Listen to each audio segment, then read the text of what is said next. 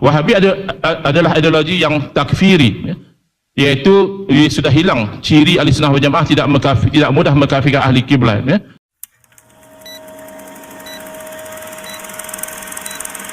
Wahabi adalah ideologi yang takfiri, ya, iaitu sudah hilang ciri Ahlussunnah wal Jamaah tidak mudah mengkafirkan ahli kiblat, ya. Ini terbukti dalam kitab Muhammad bin Abdul Wahhab sendiri. Kita perhatikan ada kecenderungan di kalangan mereka yang ingin mempertahankan fahaman Wahabi, mereka mengatakan bahawa Syekh Muhammad bin Abdul Wahhab difitnah. Beliau okey, beliau bagus. Yang tak bagus sebahagian pengikut beliau yang ekstrim. Tidak. Beliau sendiri sudah menanamkan benih-benih takfiri, benih-benih menyamakan orang musyrikin itu seperti orang Islam juga ada tauhid, cuma tauhid rububiyah sahaja. Dan mereka menganggap bahawa musyrikin di zaman Nabi SAW yang memangnya menyembah berhala itu lebih ringan kesyirikan mereka berbanding dengan orang-orang yang Wahabi labelkan sebagai musyrik, itu orang yang tabarruk, tawassul dan istighasah dengan anbiya dan awliya. Syiriknya Abu Jahal dan Abu Lahab itu lebih ringan kalau mengikut pengasas fahaman Wahabi sendiri. Cuba lihat, ya, hal muslimin kubaila qiyami Syekh Muhammad bin Abdul Wahhab, sejenak sebelum kebangkitan Abdul Wahhab, kana aksarul muslimin, kebanyakan majoriti orang Islam pada awal kurun ke-12 Masihi qadir takasufi syirki wa tardu ilal jahiliyati, telah mereka itu bergelumang di dalam kesyirikan dan telah murtad kepada agama jahiliyah. Itu takfir, takfir jama'i. Ini adalah pengkafiran secara massa.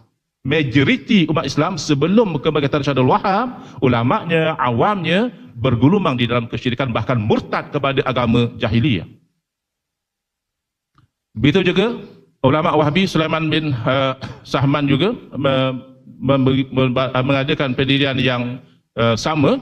Bahkan ada juga yang tokoh yang ditolak oleh mereka, tokoh Ahlussunnah wal Jamaah seperti Syekh Zakaria Ansari, Syekh Ibn Hajar, Imam Ramli.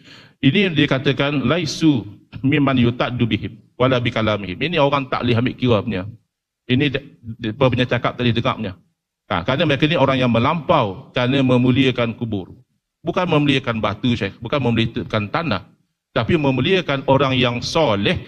Dan sebagaimana saya sebutkan tadi, kemuliaan orang yang soleh tidak akan terpadam dengan sebab kematian.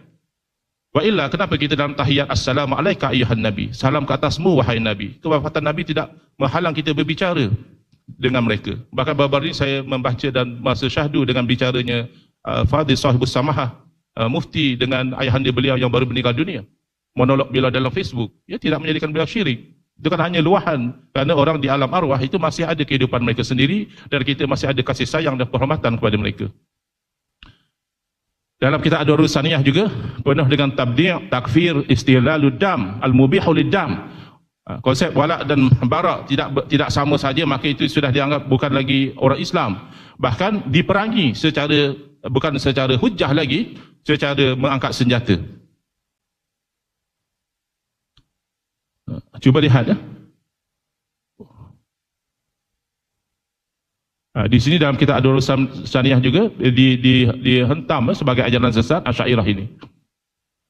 Syekh Ibn Baz sama.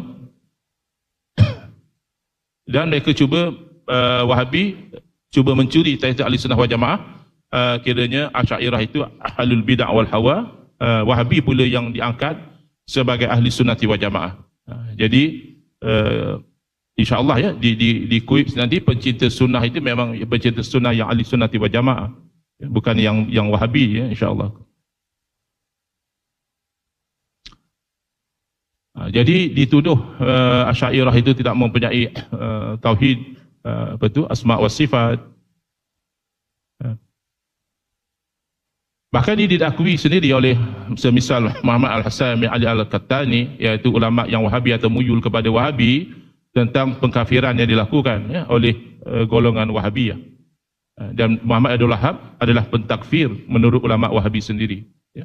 Dalam kitab Abjadul Ulum ini boleh dilihat, ya, bahawa Syekh Muhammad Al-Hazimi menilai bahawa Muhammad Abdul Wahhab adalah seorang yang takfiri dan safah, ya, yang suka menumpahkan darah orang Islam.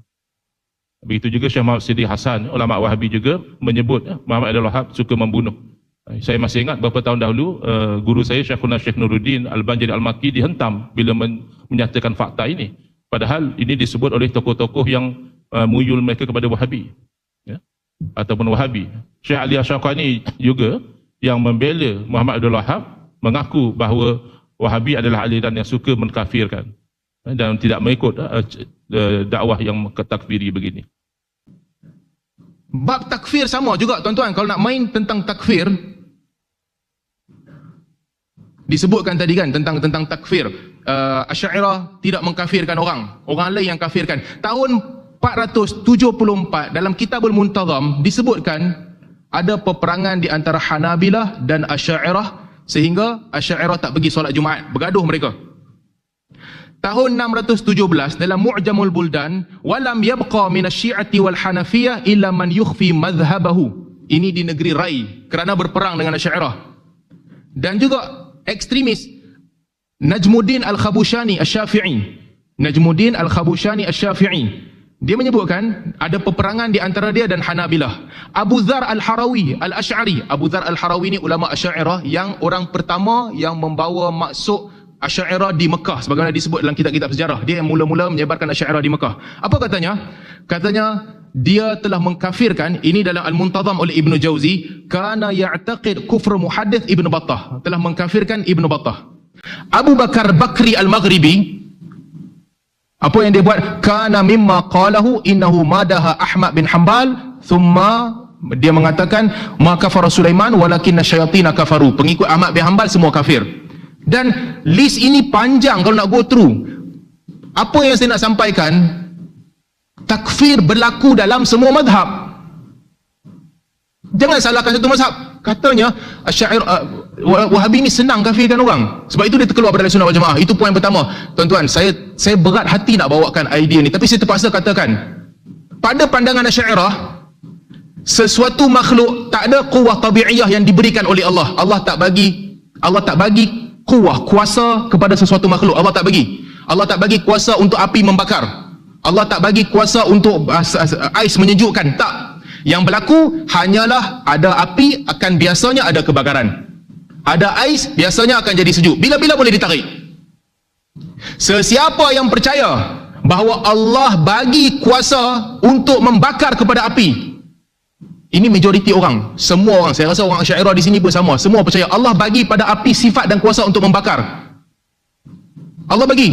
Dan Allah boleh tarik bila Allah nak tarik dalam hal mukjizat. Sesiapa yang percaya begitu, kata Al-Bajuri, sama ada dia kafir ataupun dia fasik. Saya boleh buat macam ni. Kalau nak buat boleh buat. Tetapi kita akan membawa ke mana?